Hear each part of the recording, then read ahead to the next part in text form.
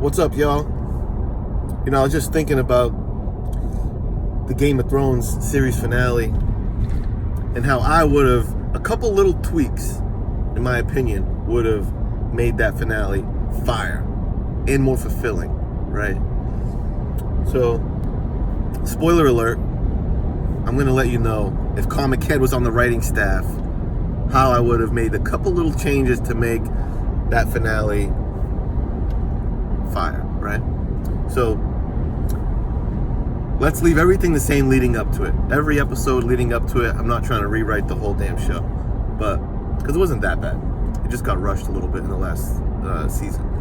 Now, last episode, let's fast forward up to the moment where Jon Snow links up with Daenerys in the throne room. That conversation goes the same way. They embrace.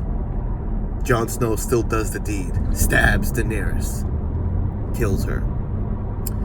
That goes down. Drogon, the dragon, still rolls up.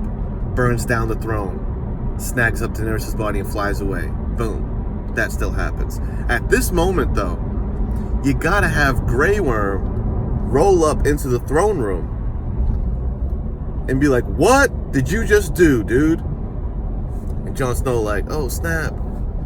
And they got to pull the swords out at that moment.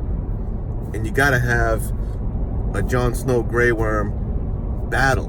They got to clang and bang them swords, man. At that moment, at this point, they both basically hate each other. Jon Snow's disgusted with Grey Worm based on how he handled the war in King's Landing. And Grey Worm is pissed because he just killed his queen, Misa Khaleesi, right? So, bang, you get a cool little battle scene with those guys, because that's so disappointing that we didn't get that. Bang, those guys battle. Jon Snow wins. After a hard-fought battle, Jon Snow wins, kills Grey Worm, dead. Jon Snow is left with, Daenerys and Grey Worm's blood on his hands. He's like, what the hell? This is crazy. But he still comes out and basically claims the throne. He's the king, man. We know. That's why they went through all that Targaryen stuff. He's a Targaryen. He's got the right to the throne. More of a claim than Daenerys did. So he comes out and announces it, or maybe other people say it for him and say, "Oh, Jon Snow, the king." And everyone's happy. And it seems like this is his glory moment that he's going to be the king. But let's not forget what Jon's been telling us all season, or maybe the last couple seasons, whenever him taking over leadership or the crown comes up. I don't walnut. He don't walnut. So, and he's feeling conflicted. His conscience is fucking with him because he just killed the queen. He's a queen slayer. And Grey Worm, he's not feeling great about that. That's not how Jon Snow generally rolls. So he's like, I don't walnut. I don't want to be the king. And he names Bran the king, just like they did. Well, maybe he says, let's put it up to a vote and let's maybe break this wheel a little bit. But either way, Bran gets the spot, right? Then Jon Snow chooses to exile himself into the north. He links up with Tormund and he goes live beyond the wall, right? King of the wildlings. Even though they kind of have a king, but not really. But either way, he'd be the man out there, the king. So, king beyond the wall, Jon Snow, he exiles himself. Everything else is playing out the way it was. Arya's gonna go be a pirate. A little Christopher Columbus Arya. Sansa's still doing her thing. However, Bran, we end the show. One of the last scenes, maybe the last scene, is you got Bran. He's pulling out of that little round table meeting that Tyrion had, which that was one of my favorite scenes of that episode.